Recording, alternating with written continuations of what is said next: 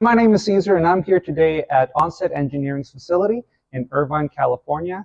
They provide a series of engineering services as well as rapid prototype manufacturing and injection molding, which we'll be talking about today. So behind me here, I have a 90-ton Toshiba injection molder, and where all the fun happens, or starts, I should say, is right in this hopper here.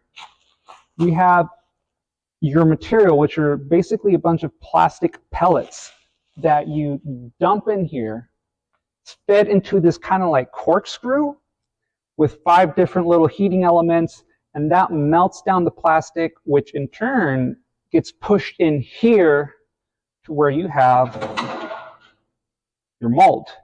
So your mold is pretty much your negative of the project that you're trying to make, the part that you're trying to make. So once we're injecting the plastic, what we have is 90 tons of force clamping it down, because as the plastic is squeezed in there, the more surface area you have, the more it's going to want to push the mold apart. So we have these little hydraulic clamping mechanisms. And once they separate, the part literally pops out, and you pick it out from the bottom right there.